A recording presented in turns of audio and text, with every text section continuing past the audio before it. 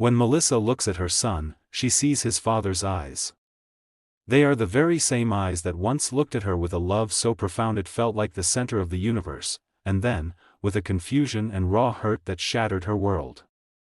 Her son, Liam, is 6 years old, the secret child of a billionaire he will never know. And it is all because of one person's cruel, devastating lie. It was a lie that cost Melissa the love of her life, but in the very same breath, it gave her a new, fierce reason to live. The story of this impossible choice began 7 years ago, on what she had naively believed was the happiest day of her life. Before we get into this story of heartbreak and secrets, make sure you hit that subscribe button and ring the notification bell, because you won't want to miss how this all unfolds. It all started with a love that felt less like a choice and more like destiny. His name was Richard Hayes. Even back then, long before the billions accumulated and the Hayes global empire sprawled across continents, he possessed an energy that was impossible to ignore. He wasn't just handsome in a conventional, forgettable way, he was arrestingly so, with a brilliant, restless mind and an ambition that burned behind his eyes. He carried with him a laugh that could disarm an army and a way of looking at a person that made them feel as though they were the only soul in the world. Their paths crossed in the hallowed, slightly dusty halls of their university. Melissa was a fine art student, her days a chaotic symphony of turpentine smells, paint-stained fingers, and a head perpetually filled with dreams she struggled to contain on canvas.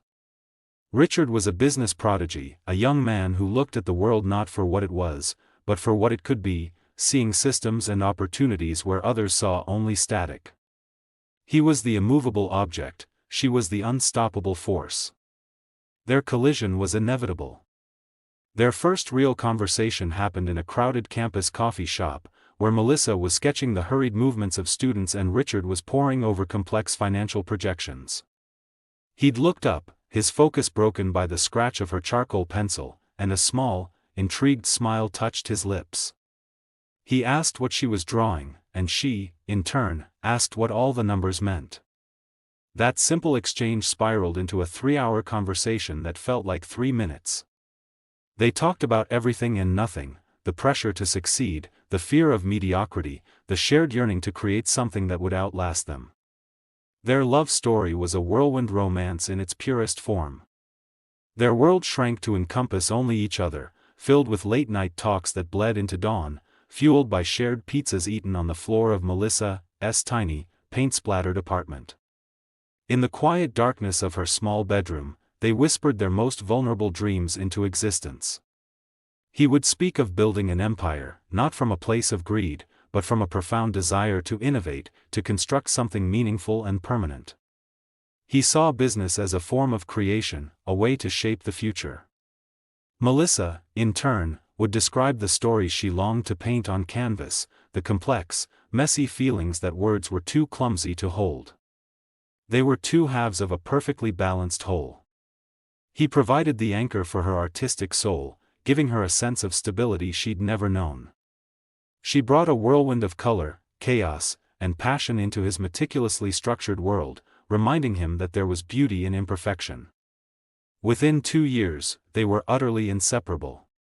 Richard had graduated and, with astonishing speed, was already making a name for himself.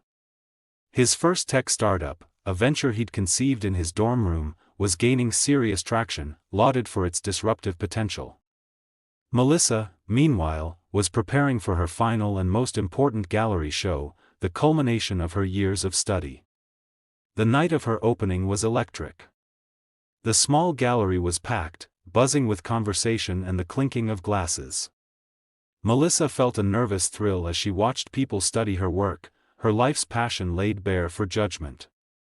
Her favorite piece, a massive canvas dominated by deep, swirling blues and explosive golds, was titled Infinite. It was her attempt to capture the feeling of limitless possibility, the terrifying and beautiful expanse of the unknown. As she stood before it, lost in thought, Richard appeared beside her. He took her hand, his expression uncharacteristically solemn. He spoke about her talent, about the way she saw the world, but his words felt heavier, laced with a deeper meaning. Then, right there in front of Infinite, he dropped to one knee. The gallery's buzz seemed to fade into a muted hum. He held up a simple, elegant ring, and told her that infinite was the only word that came to mind when he looked at their future together. Melissa said yes without a fraction of a second's thought, her heart feeling like it might burst from her chest. Her world, in that moment, was flawless. Well, almost flawless. The single, persistent shadow that fell across their otherwise sun-drenched life was his mother, Eleanor Hayes. To the outside world, Eleanor was the picture of untouchable grace and sophisticated class. She was a prominent philanthropist, a statuesque widow who had single-handedly raised her only son to become a titan of industry. She was admired for her unwavering poise, her sharp intelligence, and her impeccable taste. And from the very first moment she laid eyes on Melissa, she made it devastatingly, icily clear, always in the most subtle, cutting ways, that Melissa was not, and never would be, good enough for her son. Her disapproval was never overt, never an outburst or a direct criticism that Richard might notice. He saw only his loving, fiercely supportive mother, the woman who had sacrificed everything to give him the world. He remained completely, heartbreakingly blind to the venom laced in her every compliment. To Richard, his mother's comments were merely astute observations. To Melissa, they were precisely aimed daggers to the heart. Their first meeting had been at a charity gala hosted by the Hayes Family Foundation. Melissa, nervous and eager to impress, had worn a simple but elegant black dress. Eleanor had glided towards her, a vision in shimmering silver, her smile warm but her eyes as cold as a winter morning. "Richard has told me so much about you," she'd said, her voice smooth as silk. She looked Melissa up and down, a flicker of something unreadable in her gaze. "It's wonderful that he's found someone with such artistic passions." The emphasis was slight, but the implication was clear: a passion was a hobby, not a suitable ambition for the partner of a Hayes. The slights continued, each one a masterclass in passive aggression. She would compliment Melissa's dress, only to add, "It's so refreshing to see someone embrace such a bohemian style." The word hung in the air, synonymous with unsophisticated. When she toured Melissa's small but cherished apartment, she surveyed the organized clutter of canvases and art supplies with a thin smile. "How charmingly cozy," she'd remarked. "It must be a nice, grounding change for Richard from the kind of space he's used to." Every gift Melissa carefully selected, every attempt she made to find common ground, was met with that same polite, dismissive smile that never once reached her cold, calculating eyes. Melissa tried to speak to Richard about it once, and only once. It was after a particularly tense Sunday brunch at Eleanor's sprawling estate, an afternoon where Melissa had felt more like an exhibit than a guest. Later that evening, curled up together in the comfort of their own space, she gently mentioned that she felt his mother didn't truly approve of her. Richard, ever loyal, just squeezed her hand, his brow furrowed with concern, not for her, but for the misunderstanding. "She's just incredibly protective of me, Melissa," he said softly, his voice full of earnest love for both of them. "You have to understand, it's been just the two of us for so long since my father passed. She can be a little formal, I know, but she has a good heart. She just needs more time to get to know you. She'll come around." Melissa wanted to believe him more than anything. Her love for him was so vast that she was willing to try anything, to endure anything. She pushed her growing unease and dread aside, telling herself that Richard had to be right. She would win Eleanor over. It was a testament to her naivety. She didn't yet understand that Eleanor Hayes had no interest in building a bridge, she was meticulously constructing a wall. Melissa saw herself as a future daughter-in-law trying to earn approval. Eleanor saw her as a mortal threat to her influence, a dangerous disruption to the carefully curated world she had built around her only son. Melissa had completely underestimated how far Eleanor would go to eliminate that threat. She thought she was fighting for a relationship, but Eleanor had already declared a war that Melissa didn't even know she was fighting. The 6 months leading up to their wedding were a dizzying, stressful blur. Richard's company wasn't just growing, it was exploding. He was a man possessed by his own momentum, working around the clock, his life a whirlwind of international flights, late-night conference calls, and high-stakes meetings. Melissa missed him with a physical ache, a constant void by her side, but her pride in his accomplishments was immense. To fill the lonely hours and quiet the hum of anxiety, she threw herself headfirst into wedding planning, obsessing over every minute detail in a desperate attempt to make everything perfect. To her utter astonishment, Eleanor offered to help. "It will be a wonderful way for us to finally bond, my dear," she'd said, her voice radiating a warmth that felt disarmingly genuine. Desperate for any sign of acceptance, Melissa leaped at the chance, ignoring the tiny warning bell ringing in the back of her mind. They began having weekly lunches at posh restaurants to discuss flowers, caterers, and venues. Eleanor was the epitome of charm and attentiveness, listening to Melissa's ideas with seeming interest and offering suggestions that were, on the surface, incredibly helpful. For the first time, Melissa felt a dangerous flicker of hope. Perhaps Richard was right. Perhaps all his mother needed was time. As a grand gesture of this newfound camaraderie, Eleanor insisted on planning a small, intimate engagement party for them at her exclusive country club. The party was anything but small or intimate. It was a breathtakingly beautiful, elegant, and utterly suffocating affair. The ballroom glittered with crystal and silver, filled with people Melissa had never met, business associates, society figures, and distant Hayes relatives. Eleanor floated through the room like a queen in her court, the perfect hostess, greeting everyone by name, while Melissa stood awkwardly at Richard's side, feeling like a poorly costumed imposter. Richard was there, a handsome and reassuring presence, but he was constantly being pulled away by powerful men his mother had strategically invited, leaving Melissa isolated in a sea of polite but indifferent strangers. One of these strangers was a man named Julian Croft, whom Eleanor introduced as an old and dear family friend. He was slick and handsome in a way that set Melissa's teeth on edge, with overly smooth manners and eyes that lingered too long. Throughout the night, he kept finding her, cornering her with effusive compliments about her art and gushing about how much he admired Richard's business acumen. His familiarity was unsettling, his hand would rest on the small of her back for a beat too long, his compliments felt rehearsed and invasive. Melissa remained polite but visibly distant, her eyes constantly searching the crowded room for Richard's familiar face, her one anchor in this overwhelming social performance. She brushed off his advances as the harmless flirtations of a practiced charmer, eager to escape his presence. A week later, her world did not just crumble, it ended. She was at her studio, the one place she felt truly herself, surrounded by the comforting scent of oil paint and linseed oil.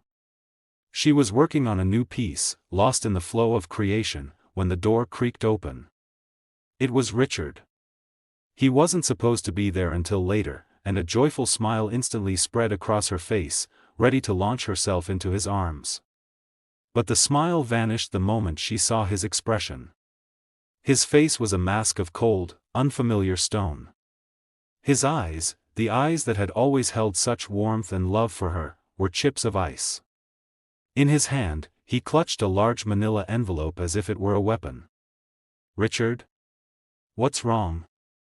What is that?" she asked, her heart beginning to pound a frantic, fearful rhythm against her ribs. He didn't answer. With a sharp, deliberate movement, he ripped open the envelope and threw a stack of photographs onto her cluttered work table. They scattered across her sketches like shards of poisoned glass. Melissa looked down, and the air was stolen from her lungs. It was her. And it was Julian Croft, the man from the party. The photos were grainy, clearly taken from a distance with a telephoto lens, but they were undeniably, horrifyingly damning. One showed Julian with his arm wrapped tightly around her waist by the bar, his face intimately close to hers. Another showed them sitting at a secluded table, his hand covering hers as he leaned in, whispering. The last one, the most vicious and soul-destroying of them all, was set in what was clearly a hotel lobby. In it, Julian was handing her a key card, and she was smiling up at him. She stared at them, her mind frantically trying to piece together the fragments of that night. The images twisted her memories into a grotesque parody of the truth. She remembered Julian cornering her by the bar, his proximity making her uncomfortable. She remembered him sitting down uninvited at her table when she was trying to have a moment alone. The hotel lobby, she had absolutely no memory of that at all. It was a complete and utter fabrication, a scene that had never happened, yet there was her face, smiling. "Richard, I don't understand," she stammered, her voice a thin, reedy whisper. "Where did you get these? This isn't what it looks like. I promise you. Isn't it?" His voice was dangerously low, vibrating with a pain that was sharper and more terrifying than any anger. "My mother received these from an anonymous source. She was so devastated, she didn't want to believe it. So she hired a private investigator to be sure. He confirmed it, Melissa. He confirmed that you met Julian at his hotel the day after the party." "No. Richard, that is a lie." The words tore from her throat, raw with panic. "I would never, ever cheat on you. I love you." Her voice broke, the tears she'd been holding back now streaming down her face. "Please, you have to believe me. Someone is setting me up. So the photos are a lie? The private investigator is a lie?" He shook his head slowly, a single, perfect tear tracing a path down his stone-like cheek. "I thought I knew you, Melissa. I was going to give you my entire life. You do know me," she pleaded, reaching for him, needing to touch him, to feel the connection that had defined her existence. But he flinched away from her hand as if she were fire. That small, sharp movement shattered what was left of her composure. "Think about it. Just think. Who would do this? Who benefits from this?" And then, like a bolt of lightning illuminating a pitch-black landscape, it hit her. The perfectly orchestrated party. The conveniently present old family friend. The anonymous source. The seemingly irrefutable evidence. "It was her," Melissa whispered, the realization so monstrous it felt like the air was being squeezed from her lungs. "It was your mother." Richard's face, already a mask of pain, hardened into something else entirely. "Don't," he seethed, his voice a venomous hiss. "Do not dare blame my mother for this. She is heartbroken. She is upstairs at the house, beside herself with grief. She tried so hard, against her better judgment, to bring you into this family, and this is how you repay her? By cheating on me and then having the audacity to blame the one person who has loved me my whole life?" It was hopeless. The trap wasn't just set, it was perfect. Eleanor had not only framed her with chilling precision but had also cast herself as the heartbroken, supportive matriarch. Melissa had no defense, no chance against such masterful manipulation. She just stood there, mute and trembling, as the man she was going to marry, the man who was her entire world, transformed into a stranger before her eyes. He reached into his pocket and pulled out the ring she had so joyfully accepted, their infinite future, and placed it deliberately on the table, right in the middle of the poisonous photographs. "It's over, Melissa," he said, his voice utterly hollow, devoid of the love that had once filled it. And then, he turned and walked out of her studio, taking her entire world with him. The weeks that followed his departure were not just a period of grief, they were a black hole, a suffocating void where time and feeling ceased to exist in any meaningful way. Melissa was a ghost haunting the ruins of her own life. She called him relentlessly, her calls going straight to a cold, unfamiliar voicemail. She texted, long, desperate paragraphs begging him to listen, to see the truth, to just talk to her. The messages remained unread, marked by a single, mocking checkmark. She sent frantic emails, pouring her shattered heart into words, pleading with him to reconsider, to look past the lies. All of them went unanswered, lost in the digital ether.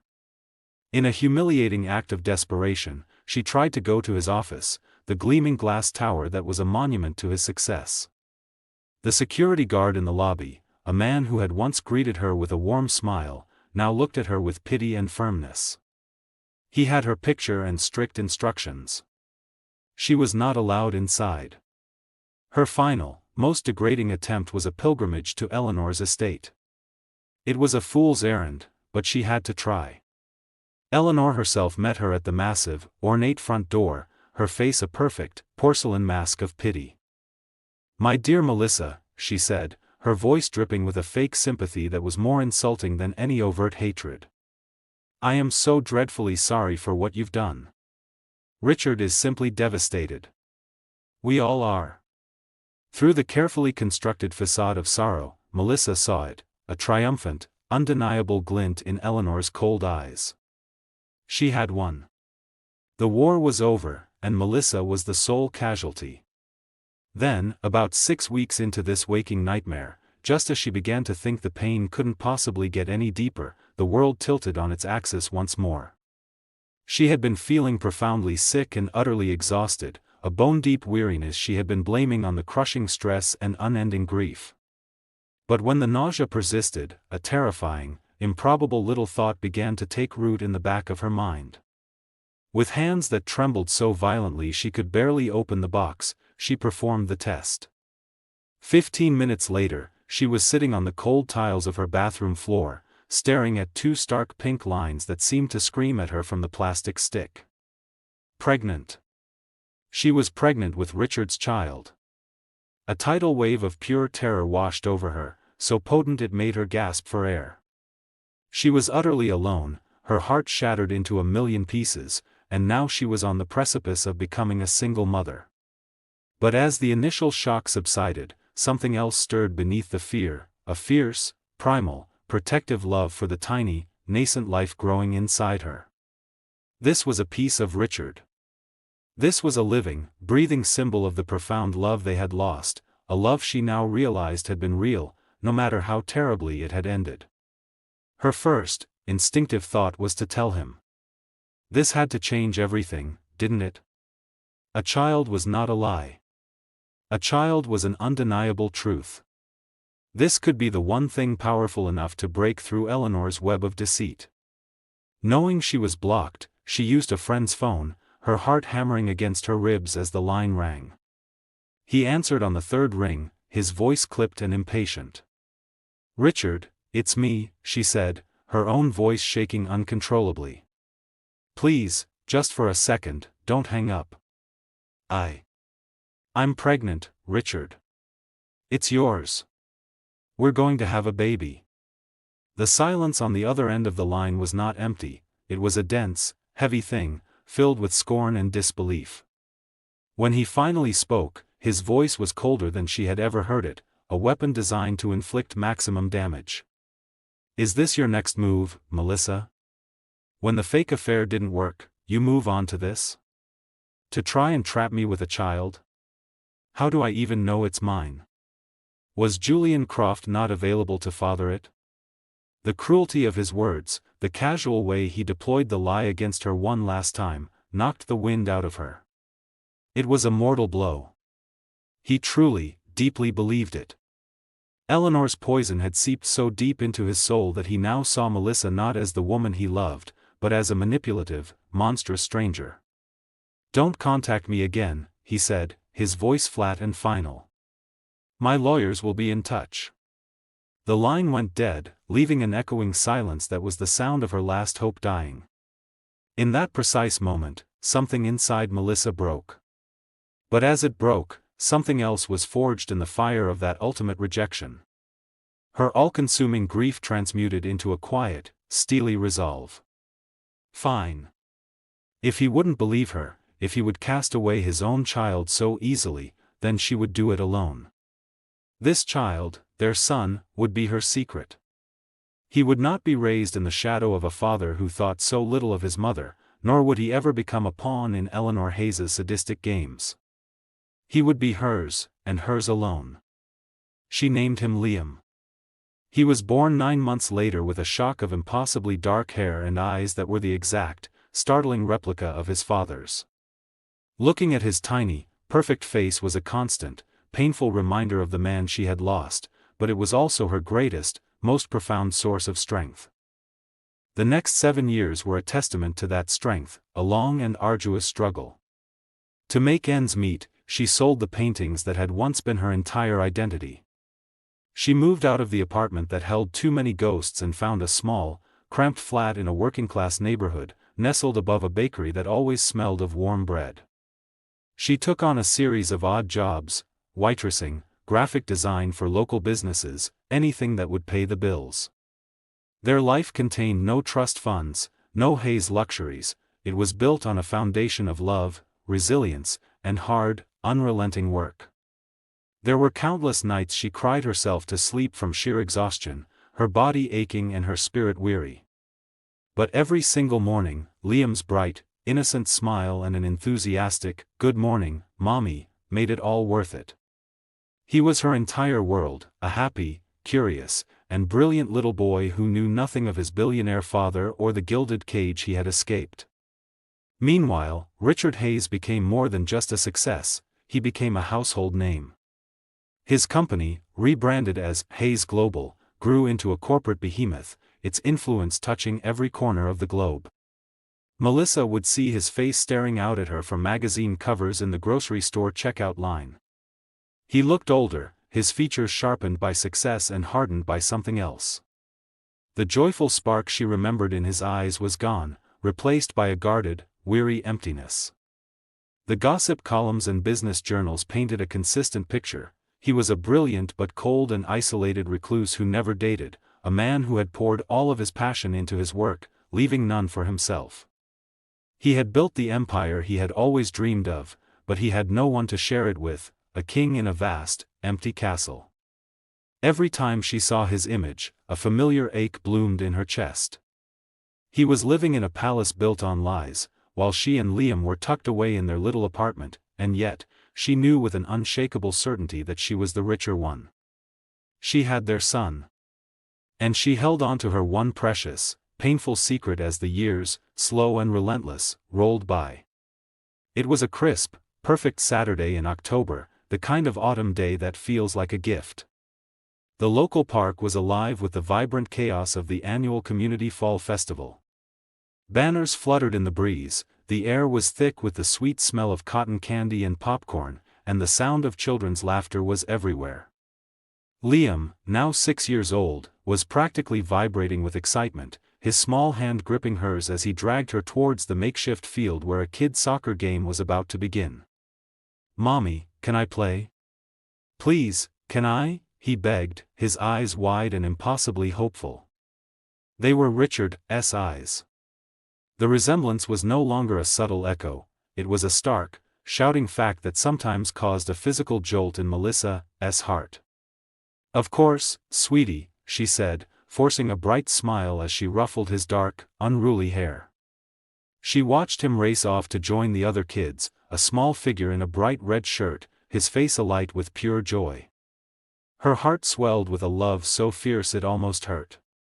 She found an empty spot on a wooden bench at the edge of the field, content to watch her son, her entire world, simply be happy.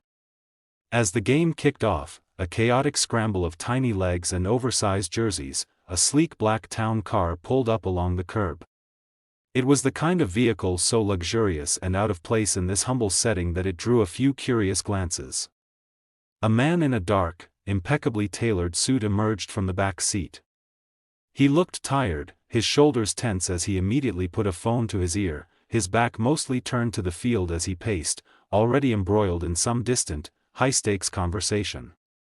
Melissa's breath hitched. The world seemed to tilt and go silent. It was Richard. Her first instinct was a primal, panicked urge to grab Liam and run, to disappear back into the anonymity she had so carefully cultivated. But she was frozen to the bench, pinned down by a wave of pure shock and white-hot terror. She knew, vaguely, that his company was the main donor for the new community center being dedicated that day, but she never, ever thought he would show up in person. Billionaires sent representatives for these kinds of things. They didn't come to community festivals in working-class neighborhoods. On the field, in a sudden burst of speed and surprising skill, Liam broke away from the pack. He was dribbling the ball with an intense, unchildlike focus, his small face a mask of concentration. It was a look she had seen 1,000 times on Richard's face. Then, a bigger, clumsier kid tripped him from behind. Liam went down hard, his cry of surprise muffled as he hit the grass. He rolled over, clutching a knee already beating with blood. The game stopped. The other children gathered around him. Melissa was already on her feet, her own name on her lips, but someone else was closer. Richard had just ended his call as Liam fell.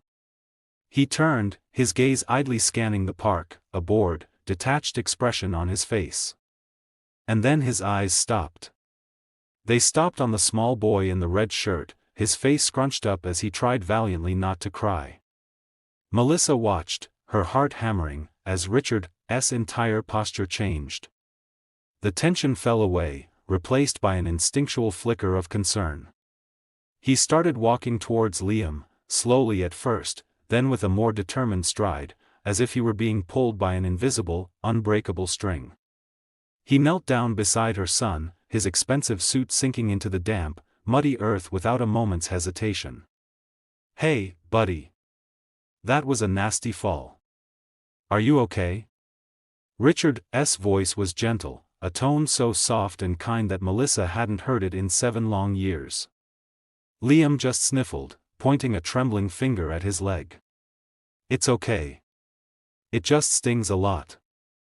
"I know," Richard said, his voice a low murmur. He pulled a pristine, white handkerchief from his breast pocket and began to gently dab at the blood on Liam's scraped knee. And then he looked up, really looked into Liam's face for the first time. At his eyes. At the stubborn set of his jaw. At the shape of his mouth. Melissa saw the precise, heart-stopping moment the world shifted on its axis for him. It was as if he had been struck by lightning.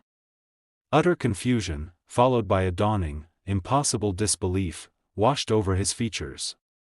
His hand, the one holding the handkerchief, froze mid-air. He looked around the park, his eyes wide and searching the crowd of parents for an answer, for a familiar face that could explain this cosmic anomaly.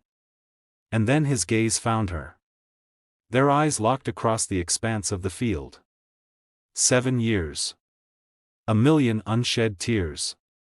An entire universe of pain, lies, and misunderstanding stood between them on that patch of grass. His face, which had been a canvas of confusion, morphed into a violent storm of emotions, anger, profound hurt, and a terrifying, dawning suspicion. He looked from her face back down to the boy at his feet, a perfect, miniature reflection of himself, and then back to her. He mouthed one word, a question that hung in the air between them like a physical object. "Melissa?" Liam, sensing the sudden, unbearable tension radiating from the man beside him, looked from the tall, strange man back to his mother. "Mommy," he called out, his voice small and uncertain. "My knee really hurts." The word "mommy" landed in the silent space between them like a detonated bomb. Richard flinched as if he'd been physically struck. He slowly, unsteadily, got to his feet, his eyes wide with a terrible, all-consuming realization. He looked at Liam, then back at Melissa, the scattered pieces of the last 7 years clicking into place with a brutal, sickening certainty. The lie he had built his cold, empty life upon was being systematically dismantled on a children's soccer field by the innocent, wounded face of his own son. The world seemed to fracture and slow down, each second stretching into an eternity. Melissa walked towards Liam on unsteady legs, her entire being hyper-aware of Richard standing there, a statue carved from shock and a gathering fury. "Let's get you cleaned up, sweetie," she murmured to Liam, her voice trembling as she tried to shepherd him away, to escape the inevitable confrontation. "Wait." Richard's voice was a low growl, a sound of restrained power that stopped her in her tracks. He moved to block their path. "We need to talk." "There's nothing to talk about," she said, pulling Liam closer. Her own voice was a pathetic, shaky whisper. "Nothing to talk about," he repeated, his disbelief curdling into rage. He gestured sharply towards Liam, who was now hiding behind her legs, peering out at the tall, angry man. "He looks exactly like me, Melissa." "It's a coincidence," she lied weakly, the word tasting like ash in her mouth. "A coincidence," he shot back, his voice rising. "He called you mommy. Your name is Melissa. And you disappeared off the face of the earth 7 years ago." He took a step closer, his eyes boring into hers. "How old is he?" She couldn't answer. The truth was lodged in her throat, a heavy, painful stone.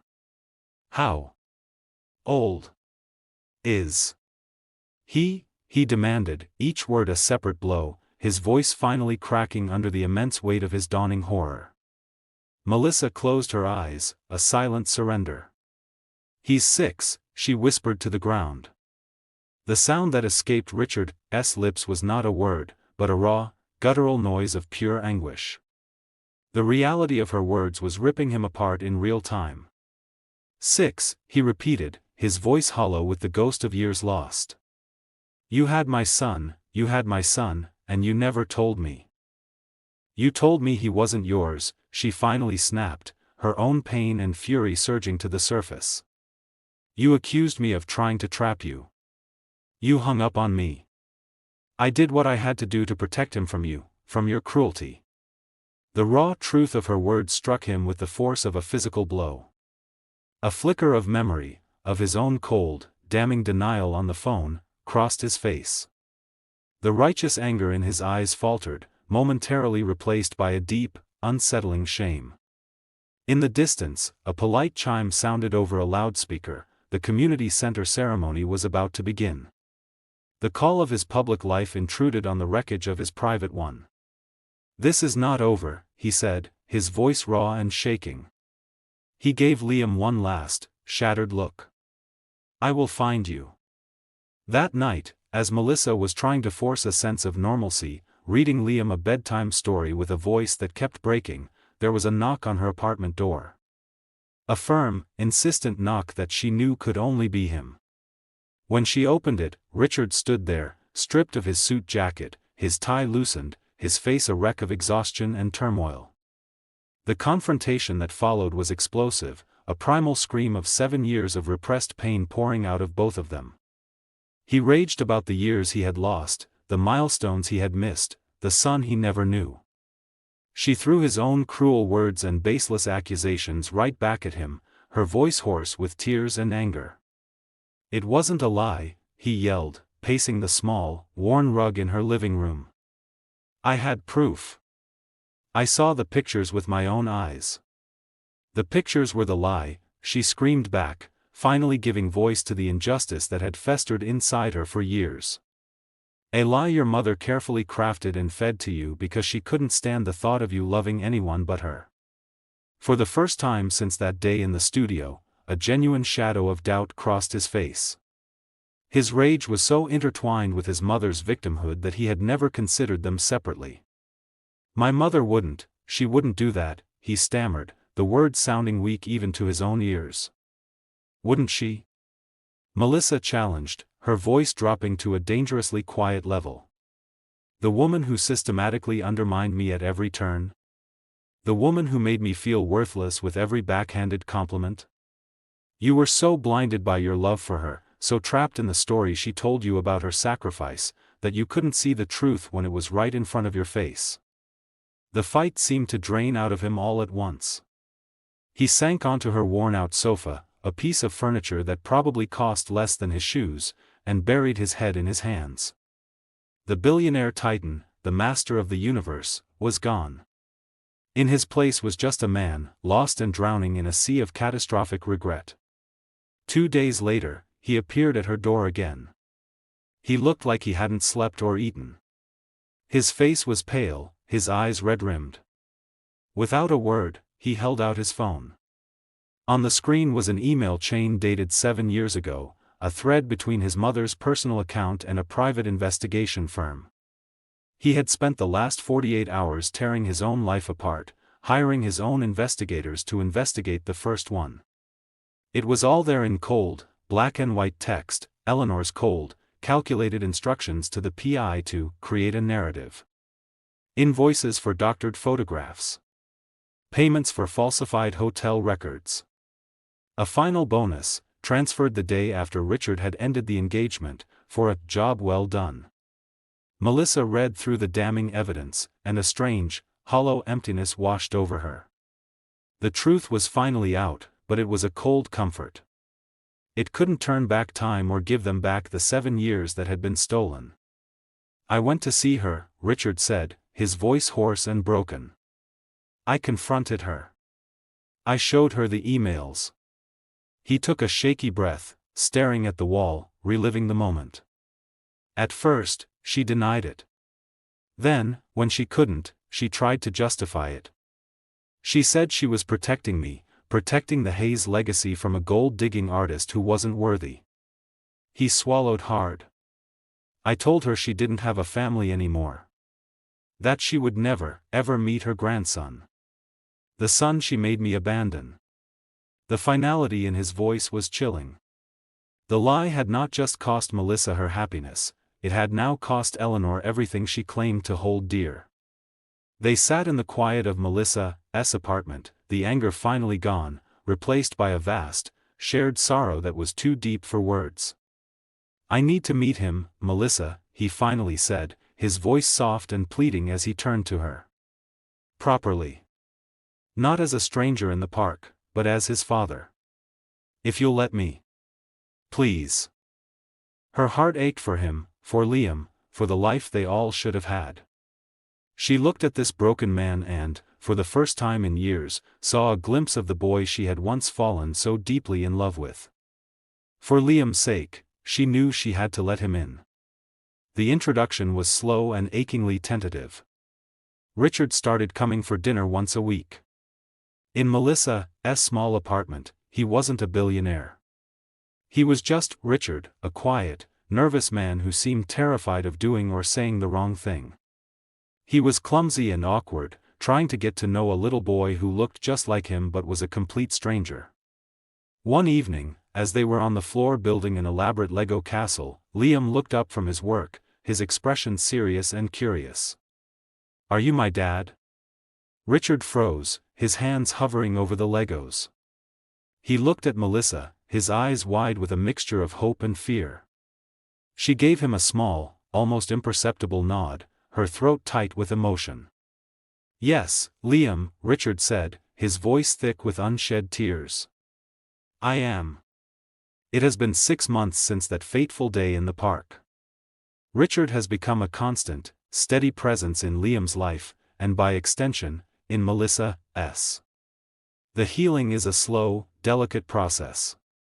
There are days filled with a profound, piercing sadness for the years they lost, for the first steps Richard never saw, the first words he never heard, the scraped knees he never bandaged. There are still awkward, stilted moments as they all learn to navigate this strange new reality, a family being built in reverse from the rubble of a devastating lie. Eleanor Hayes is gone from their lives entirely. From what Melissa has heard through whispers in the business world, she is a ghost rattling around her own opulent mansion, a recluse cut off from the son she worshipped and the grandson she will now never know. There is no joy for Melissa in this knowledge, only a sense of hollow, pointless tragedy. But among the lingering sadness, there is an undeniable and growing hope. Melissa sees it in the pure, unadulterated joy on Liam's face when Richard, laughing, lifts him high onto his shoulders. She sees it in the way the walls around Richard's heart are slowly, painstakingly coming down, replaced by a fierce, absolute love for his son. He is no longer the cold, guarded billionaire from the magazines. He is a father. He is learning to be a man again. And sometimes, in the quiet hours after Liam has fallen asleep, Richard and Melissa talk.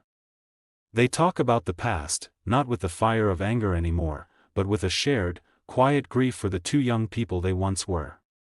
And, tentatively, they talk about the future. In these moments, he looks at her with those same eyes, still filled with a deep regret, but now also with a fragile, new hope. He hasn't asked her to take him back. He hasn't offered her his fortune or a life in his gilded world. Instead, he offers her his time, his patience, and his unwavering, humble dedication to their son. He is rebuilding the trust that was so violently annihilated, not with grand gestures, but with small, consistent, daily acts of love and presence. Melissa doesn't know what their future holds, or if the deep cracks in their foundation can ever be fully mended. But as she watches Richard sitting on the edge of Liam's bed, his deep voice a soft murmur as he reads a bedtime story to their son, she knows one thing with absolute certainty. They are no longer two separate lives, shattered and scattered by a lie. They are three people, bound by blood and a complicated, wounded love, taking the first careful steps towards building something new. A family. It is not the one they planned all those years ago, but it is the one they have. And for the first time in 7 years, this doesn't feel like an ending. It feels like a beginning. The truth has a way of coming out, even after years of deception. What would you have done in Melissa's situation? Let me know your thoughts in the comments below. And if you got invested in this journey, please like this and subscribe for more stories that get to the heart of it all. Thanks for watching.